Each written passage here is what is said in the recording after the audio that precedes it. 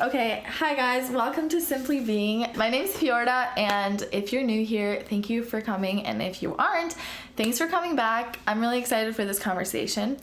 And also, if you haven't subscribed, click on the subscribe button. I love this vibe. Okay, today our guest is Brendan Bennett, and we are going to start this episode by asking Brendan what Simply Being means to him, because I have expressed it a few times on this channel, but I feel like it's important to really get the vibe from the guests and actually know like what this really means and how we can all incorporate it differently, but also have a similar perspective on what Simply Being could be. Right. Well, first of all, thank you, Fiorda, for having me on your show. This is amazing. Simply Being is freedom from all of the expectations that one might have to like be a certain way or to grow to become a certain way. Well, for me growing up, there was a lot of expectations from my family as far as like how I was supposed to be, or I'm sure that everybody can relate to that at least a little bit. Yeah, like I probably didn't have it as bad as some did, you know, but I was raised by my grandparents on my dad's side because my parents split when I was 2 years old, right after my brother was born, and we had this like false sense of security with like the two-parent household, like everything's perfect, you know. yeah. But we also were kind of sheltered from a lot of things. Like I didn't have any experiences with drugs or alcohol until I was over 18, just because I was so, you know, it was so taboo in my family. Yeah, no, it's like they kind of expect you to be a certain way, and then you grow up and you're like, wait, there's other things I can do, and then you don't really know what to value because you feel like everything that you're seeing and being exposed to goes against what you were taught or what you were told, and then that kind of makes you like act a certain way in the real world. Like you're not able to, you know, have grown up with that freedom to decide how you want to show up. Right. I feel like as you start to discover yourself, or as one goes on the journey of self-discovery, you start to find things that contradict or conflict with the way that you were brought up or the way that you were supposed to be.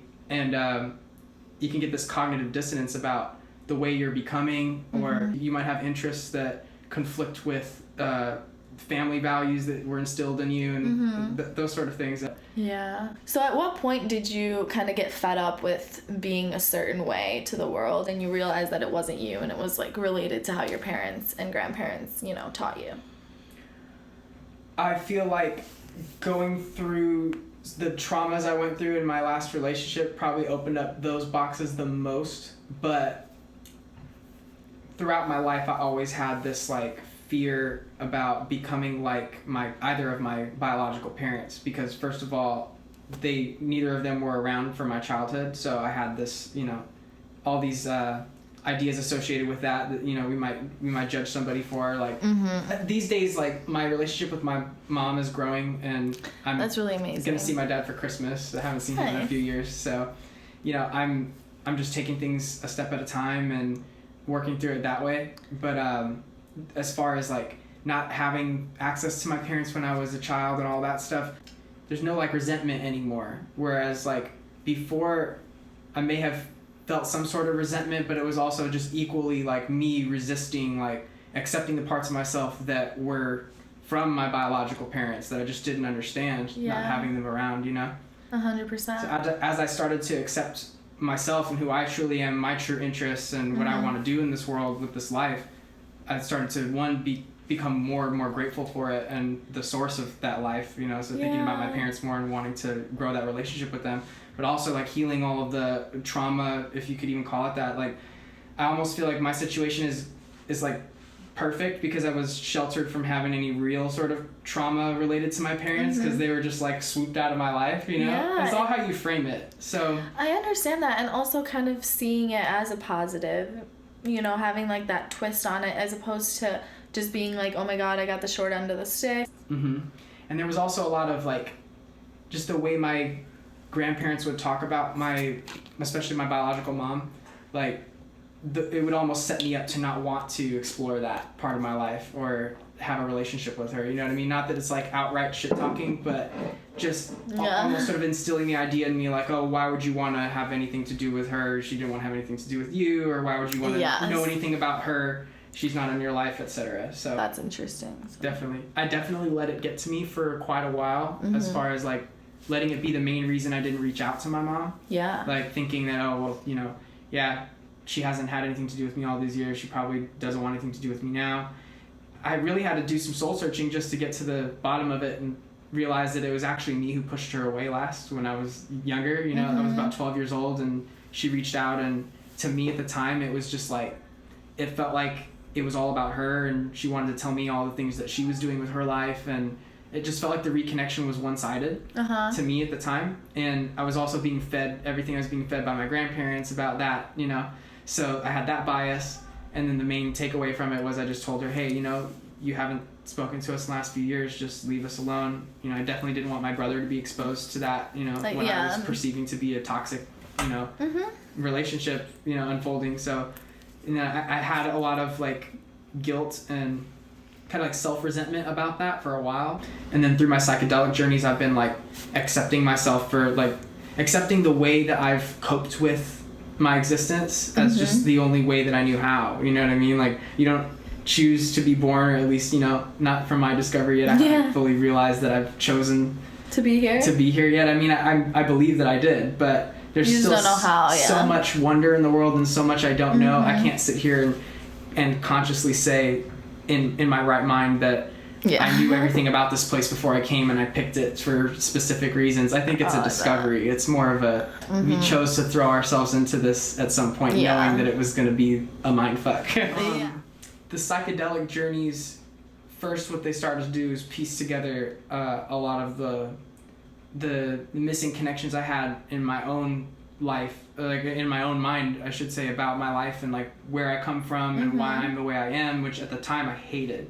Like, I'd just come out of this relationship basically hating myself, feeling like it's broken, you're broke because of me, and it's broken, you're broke because of me, and all that, you know, the things associated with that. So just in the deepest depression I'd been in my life, completely alone, feeling like, you know, most of my friends I didn't really have like super close connections with anymore because I was so invested in a relationship, and you know what I mean? So just feeling really like kind of stranded, and then eating mushrooms for the first time and feeling like, oh wow, God is real, and like, you know what I mean? Just coming back to not my religion, so to speak, but like the way I was raised was very like religious, like Christian, and I sort of abandoned those beliefs for a while just because I felt life was so dismal. It's like, how can I believe in God if, you know, things are the way that they are, and if anything, I'm in hell, right? Yeah. So. Yeah, it's actually really interesting because depression is like what really got me to be like, I'm out of being this person who I know I'm not, and I need to start really being myself, because I mean, same as the Jim Carrey quote says, depression is when your mind is tired of being the character that you've been telling it to be. What really happened to me was like, okay, I'm feeling a disconnect between who I am and who I actually am showing the world, and it feels like no one really knows you, like you're losing people, but it almost feels like, okay, honestly, I don't even want to, you should never chase people, but it's like my friends leaving me when I was in college, like all my high school friends like basically just disowned me for something so stupid, like I don't want to say stupid, but it was very much just like because I was being myself and expressing who I am to them, and they really like shunned me for that. So I felt like depression was when I realized like, okay, well, I'm already depressed, like literally depressed from not being myself, so I'm gonna fucking be myself and see how that turns out.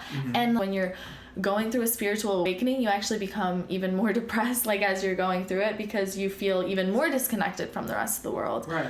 But that's when like you start building your like vibration through these psychedelics and through simply being, honestly, just attracting your vibe and your tribe and all of these things. Then I feel like that's when the depression slowly like starts to trickle off, like and actually become something more beautiful, and it almost becomes your superpower later, because you're like, I already went down the deep like negative hole, and I can actually get out of it now. So I think depression is the only route to really fully self-love, like fully accepting yourself. Like everybody goes through it, everybody goes through some sort of depressive stage, at least everybody I've talked to has either been depressed before or can somehow identify with that. And it's funny because I used to even say that before I actually really was depressed. I was like unable to get out of bed and no motivation to do the things that I'd normally love to do. Like it would feel like a chore. Yeah. You know, like I have to put on this face all the time just to get through life and just to be this person that I am and that I never chose to be, and why do I have to do this? And it's such a suffering. Like literally every minute of it is like, not that you'd ever take your own life. I never have had like a actual suicidal like tendency, but like to contemplate like wishing that something would take me out, like something please kill me. I've definitely been so there crazy. so Yeah, much. that's really, really heavy, but it's something that we can all just kind of take a second to recognize and like appreciate being here right now to be able to tell that story, because I 100% resonate with that, where it's like you almost wish you didn't have to deal with the things, but you know that you're gonna have to some way or another, and so you like keep playing that tug of war like with your mind, like it's better, no it's not, like you're just right. And I go through that periods of times when I don't necessarily feel as connected to the physical world, and it kind of trips me up because I'm like, fuck, like am I going back into what I used to feel at like a younger age that I just remember being so unmotivated. But then I have days like that now, and it's easy to like get, you know, grabbed by that emotion and like really get deep in there. But then it's good to remind yourself like, no, I just feel like that because sometimes, I mean, to anyone who's listening and kind of resonates with the fact that if you are really digging into your spirituality and like kind of exploring the spiritual realm, you're kind of dissociating with your ego in a lot of those experiences. So even when you're living life, you feel like kind of like, what am I doing here? Like sometimes I'll look in the mirror and I'm like, I don't even like recognize like that it's me, because sometimes I am so stuck in the soul that I forget that like I'm living this life. It's really trippy. I know exactly what you're talking about. Really? And like I'm just like when I'm driving or when I'm just doing like my domestic shit that I have to do around the house every day, like, you know, just the things you have to do to I'm like, live. Whoa. Yeah, I'm like, this is That's crazy. when I disassociate the most, I think. It's almost like how your dreams are. Do you have trippy dreams? Oh yeah, all the time. Dreams are awesome. I love dreams. I love how right after, like 8 minutes after you wake up, your brain can be like, what dream? Yeah. What are you talking about? Never That's happened. what's crazy, is like trying to tell someone your dream and you're like, I'm so excited to tell you this dream, and like you're all like hyping it up, and then in that second it just vanishes and you're like, fuck. But just to kind of emphasize actually what you just said in the beginning of that, even when you said everybody that you've talked to, especially ones that probably inspire you, they've all gone through depression at some point. So like if you came across this video or this podcast crying or sad in any type of way, it's nice to kind of recognize that there's light at the end of the tunnel, but also like even in the tunnel, we're just finding light in different sections of it somehow through different people and stuff like that. I really like how you said about depression being a superpower. It really kind of is where you discover your superpowers and exactly how powerful you are as a person when you're in that complete rock bottom. And every time that I've found myself in that, you know, feeling like I am nothing or I have nothing, or like just feeling really dismal about things, it's almost like the smallest pieces of joy that you find are like rare runes or jewels that you find like in a video game or something. It's like with that you can power yourself back up to where you used to be. It's like you never changed, really. You just have off days. You have days where you wake up and you have less energy, but you need to recharge. It's something that you were kind of touching on earlier. I thought you were gonna say, but when you're going into these spiritual realms, or when you're disassociating in your life, like as much as we do, like as often as we do as humans, whether you're a psychonaut or not, you need to recharge. Like life is overwhelming, and there's nothing wrong with saying like, hey, I need the day to just kind of like chill in my bed and be on lazy mode today, manifest what I'm doing tomorrow. And you know. I've started to write down a lot of things like that, where it's like, tomorrow I'm going to be doing this, this, and this, and like sometimes it is a way to kind of bypass doing it in the moment, which is fine. But as long as you recognize it and it has a purpose, like you actually end up doing at least 2 of the things you wrote down the next day to do, then you really are moving forward.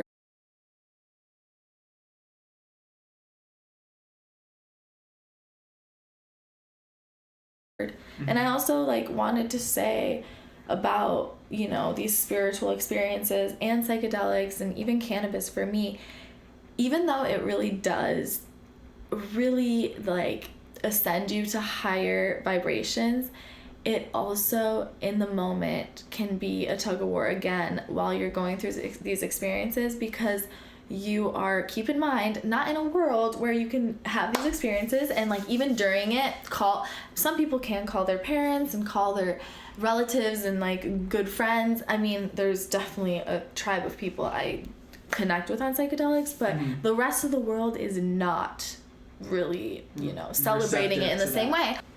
Sometimes you need to work through those conflicting beliefs that you might have developed about life and why you are where you're at and all of that. 100%. Since we're touching on it, can we talk about cannabis first? Yeah, and then 100%. We can get into psychedelics, but I like your story and how you've told it and you've shared it with me about having to integrate your love for cannabis into your daily life, especially with, you know, the struggles of, you know, family not being as receptive to it, or maybe, you know, other people in your life, or how it could affect your professional career and all of that. Yeah, I would love to touch on that. Thank you for giving me the space. I always get really excited because like it's my time to really like help integrate into the world like what it is that my passion is with cannabis, and it's like to really understand like how to use it to help us celebrate life a little bit better. If you take a hit and you dance around your room, like it's a different vibe if you take a hit of weed in any form. Even if you eat a chocolate bar. Let's just talk about edibles for a second. Even that, like that's something that I want to get to a point of like only doing that. We understand smoking isn't the best way to do it, but like there's vapor, there's all these ways, so that's not a good excuse to not satisfy your endocannabinoid system ever.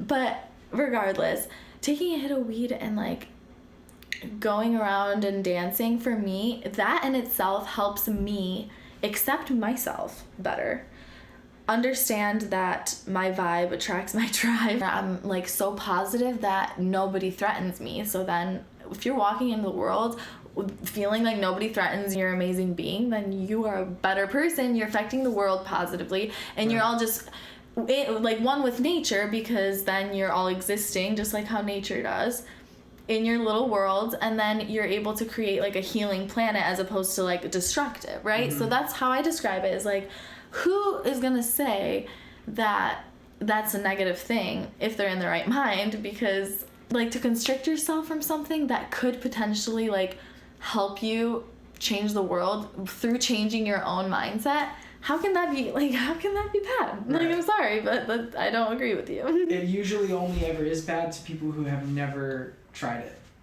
Yeah. And that goes for psychedelics as well. It goes for most experiences that people will try to shun you away from, and that goes back to the family upbringing stuff and all those expectations. Like how many of the things that your family instilled in you to not do, you know, or to the ways they told you not to become, how many of those examples could be attributed to things that they were just afraid to do or afraid to experience? I think especially when it comes to something like cannabis, is completely benign and safe. There's never been one death associated with the use of cannabis. I mean, edibles are a different thing, and they can make you feel like you are dying.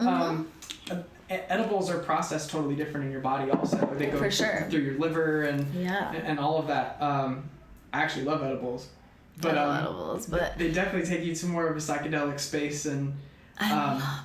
they're great. They're awesome. You were talking about how cannabis can be, it can be very consciousness heightening. Yes. Very like, it can heighten your awareness and heighten your connectivity with your surroundings, but it can also kind of put you in a box with yourself and that's where it can be more psychedelic, I feel like. And I don't know if you've ever heard of the Dogon tribe from Africa. Let's go on a trip. That's new to me. So the Dogon tribe in Africa, they worshipped the star system Sirius. The star Sirius, they said, was two stars actually orbiting each other, and it was said that from that star system, these beings came and they brought cannabis. If you look at the fossil record, cannabis just shows up 14,000 years ago. There's no the closest ancestor to it possibly could be the strawberry, but there's no real evidence that it was transformed into a cannabis. flower to smoke. You know what I mean? That could be some crazy alchemy. But the Dogon tribe called it the two dog plant. They said that that's what the beings that brought them cannabis called it. Called it two dog plant. I don't know if you ever heard that story about the two wolves. And like, you know, which one do you feed? Like, there's a wolf that's gonna protect you, and you know, it's gonna make sure nobody can ever hurt you. And then like, there's a wolf that's, you know, it's hungry, it wants to kill you. Like, it's metaphysical. It's in your mind, but cannabis feeds both dogs in a way. It's like, it really does have the potential to heal, but also can become a poison if you're abusing it like in solitude. Like, that's a perfect way to describe it. I think you can use it to numb, like how you express and see the world also, but it can also help you heighten that consciousness to be able to experience the world much better, and also help others do the same. One really cool benefit I got from cannabis that I don't hear a lot of people talk about, but I feel like really was a big deal for me, was how cannabis kind of puts you in this kind of state of paranoia about, you know, everything. Like, you start checking yourself for everything, and you know, did I remember this, remember that, and you do forget things sometimes. But it definitely replaced the anxiety that I would have most of the time about just existing in a room with people that might not accept me for various other things. Yeah. Or, you know, my clumsiness or whatever have you, you know? Yeah. So if I go into the room not having smoked weed, this is before I ever decided I was going to smoke weed. I was in a state where I said I would never smoke anything. But I'd go into a room nervous about literally everything I could possibly be nervous about, or into a performance or whatever. And then cannabis almost took over that, over my nervous system in a way where it's like, now all I'm ever really nervous about is people knowing that I'm high, which they only know if I tell them.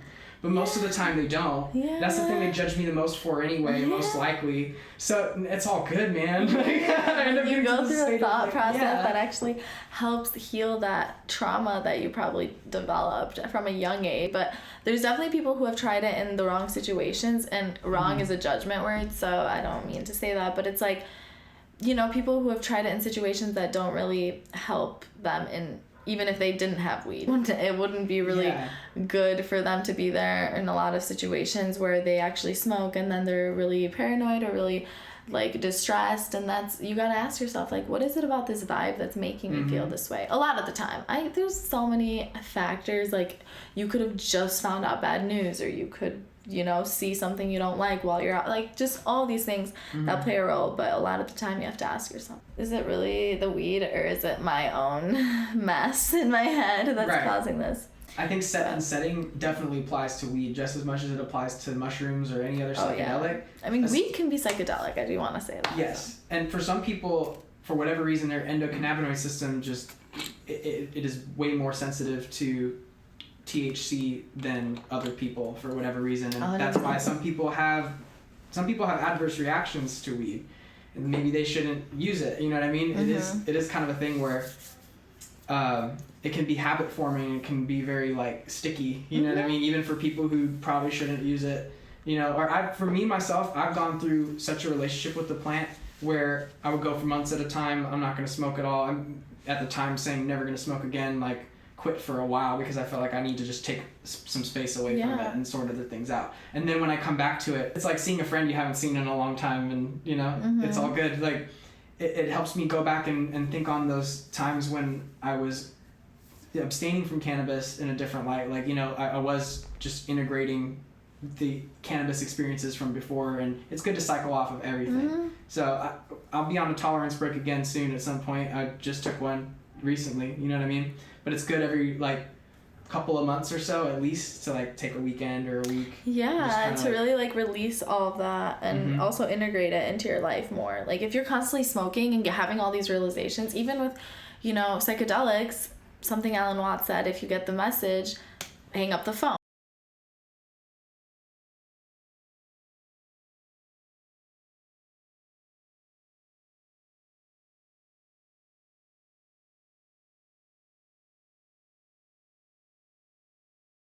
Once you get the message of whatever the plant is trying to teach you, you hang up and you integrate. Like, you don't just keep, you know, calling. So I think that's one thing with weed is like, it's, if you're constantly smoking, you're not really allowing your being to integrate that into the, everyday life of soberness. So, Right. but also I wanted to say this conversation even just sparks that idea, this relationship you have to the plans of the universe and plans of the earth. Being able to express that with the world can be something that is very much suppressing to our being, and that's why I want to touch on it, because we are on Simply Being channel, so we are analyzing the things in life that are keeping us from simply being. So one thing that I've noticed is when I would be super hidden about my use of cannabis and psychedelics, especially with my parents, even that alone made me not, it kind of, cycled back the depression, because it happens with a lot of things in life. It's like, if you are, once again, wearing that mask, like playing that role with the rest of the world that, hey, I don't smoke, blah, blah, but then you're like hitting bowls all the time. You have this dissociation with like who you actually are, what it is you're being. Yeah, it's a double life, which can play out in many areas, let me tell you. Mm-hmm. So if you're doing that, it's manifesting in different areas, like you're lying, doing all that shit. Talking about myself, how do we change the stigma, man? Like, how do we think about that and then help each other? That's why we're here, helping each other be able to integrate that into the real world and not be shy about the things that are helping us be better. So how do we stop caring about that desire to act a certain way when we're not really that way? Right. Like projecting, right? I feel like a lot of the time we're projecting kind of a balance of what we're supposed to, right? We're supposed to project, the way we're supposed to present ourselves, and also what we really want, right? Because a lot of that, what we really want to be, seems unattainable, or it's has to do with us reaching certain goals or being in a different place a lot of the time, right? We can't just be here now, right? So I think finding that balance, where you can integrate that who you really truly are with who you want to be in that present moment is how best to do that. It's a situation to situation type of challenge, and like you were saying, with certain people who aren't as open to openness that we might have, or they might not be as on the level that we are, as far as being willing to share, and be intimate and be vulnerable. That's a part of being your authentic self, because you're really putting yourself out there, in your naked form. This is who I truly am. To truly not live a double life feels like you're walking around naked. Yes. And that's what I hate about it. Because let's emphasize that so that the people in the back can hear. Definitely. Walking around as your most authentic self and not living a double life really feels like you're walking around naked to everybody. Because essentially that's what it is. You're willing to put on your sleeve, this is all my bullshit. This is everything I struggle with. And we really have to be willing to do that to help anybody or reach anybody else because when you're in that kind of depression about it, or about whatever your situation is, you're not reaching out really to anybody. It's almost like you're waiting for somebody to come and save you. And that person is you, yourself. You have to do it yourself. 100%. The major reason why we act a certain way that we might not be is for what? Think about it. I think that's the easiest way to really dig deeper into this. Think about why it is that you do act quote unquote professional, or whatever your role may be in the world. I used to act shy. I was the shy girl at the party, or I would act like I was insecure when honestly sometimes I wasn't feeling like that, but I would feel like I had to play that role, and whatever that might be, it also could be praise. And then once you dig deeper into that, it's okay, then can we switch our desire to a different intention? So instead of saying, my desire is to get praise from the world, how about we change that intention to breaking through my trauma, or breaking through generational trauma, so my future children, or the future kids being born into the world, can also be invited to do the same.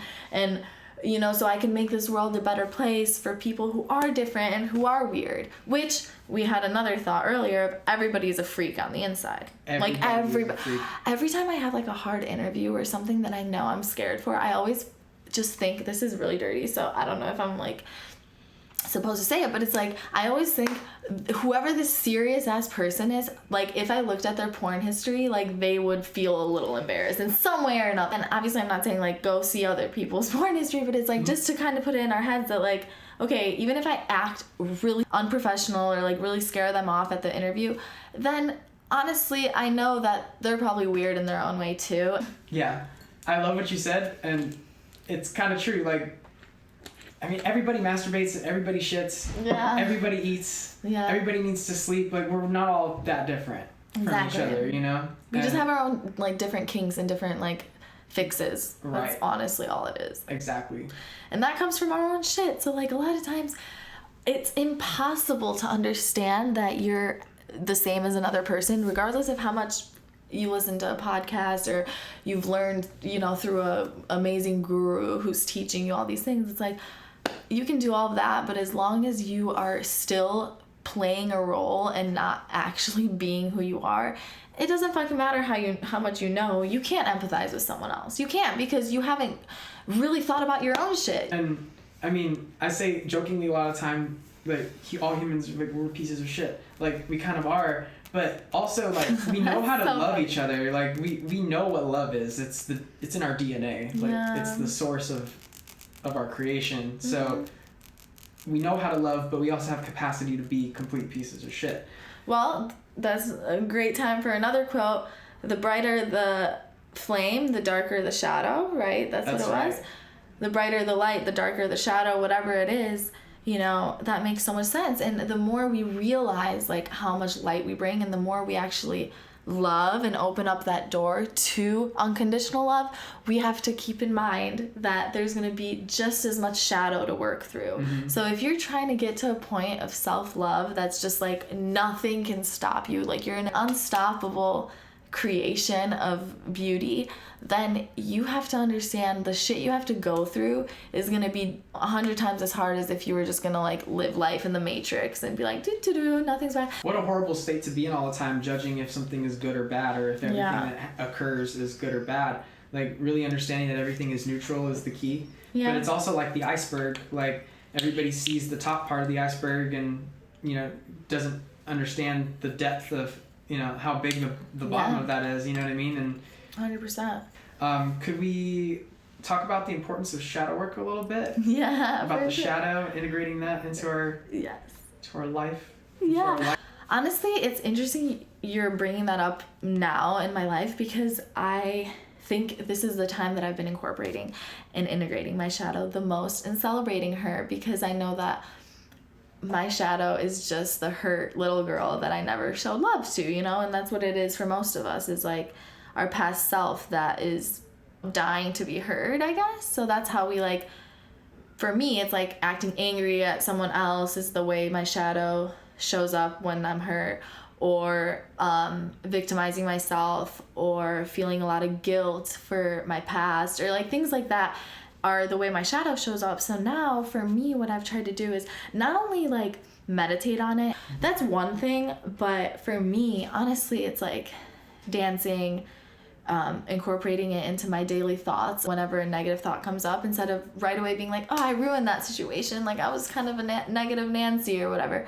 I'll be like, oh, I get why I was like that. Even though, yes, you're making an excuse, quote unquote, but you're also just listening to yourself. You're like, wait, where did that come from? I think for me, it's just been little things every day that help. However, I think we always have a lot to go, but I think right now is like, I'm honestly just scratching the surface, even though I've had multiple spiritual awakenings since, I would say, starting college. And I think that we're supposed to stay in that state of wonder and willingness to let go of what we believe everything is. That's where creation is most fertile. Yeah, I especially with art, I think it really art.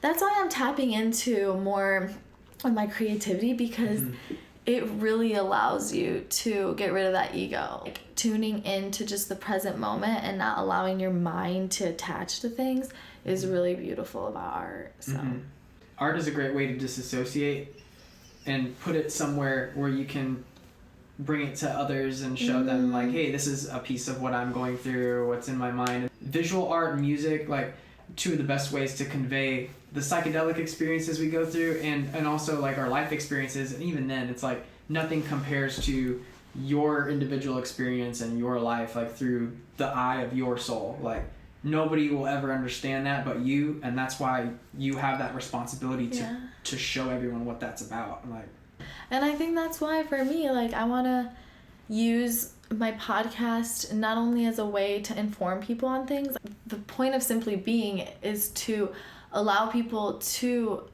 enter my world and see me being just simply and also be invited to do the same. When someone is showing you the darkness and the light, you're able to see that both can coexist, and just like what you might be going through, it can also pass and get much brighter and easier to handle.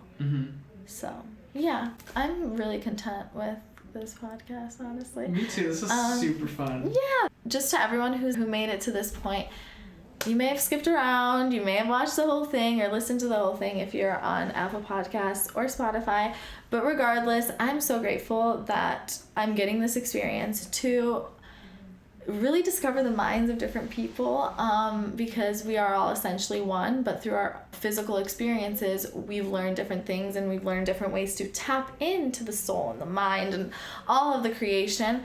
So it's really amazing to have this opportunity, and I'm so grateful for everyone who's listening and who's sharing this space with us. And thank you for being here once again. You are definitely someone that has helped me celebrate my being. I could say the same about you, about feeling like I've met somebody who accepts me for who I truly am. Yeah, thank you so much Thank you for recognizing opening the space for the conversation. I'm sending all the love and luck to you. Not that you need it, you have everything that you need. I appreciate it so much. For this to just take off and help as many people as it possibly can.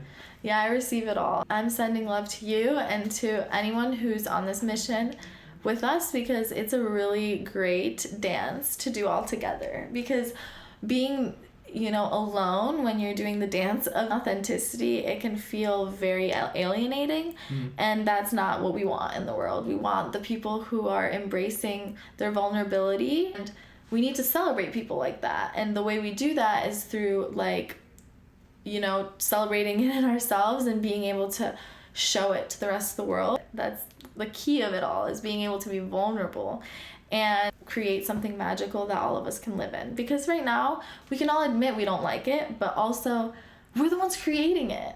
Media wouldn't be what it is if the people watching it were not watching it, Eating it up, yeah. How about we really connect back to ourselves and see why we have the patterns we do, so we can actually change the world. There's always going to be a shitstorm outside of your door. Like, you just have to cope with your existence and the new normal, whatever that is. I hated that term when I first heard it, but I like it now because it's really like existence, like as you refresh, like minute to minute, is a new normal. Yeah. We live in a very big universe, and it's impossible for us to be alone. You know what I mean? Like, in any moment, we could merge with another existence of beings, and you'd have to just accept that. Like, oh, these guys are here with us now, too.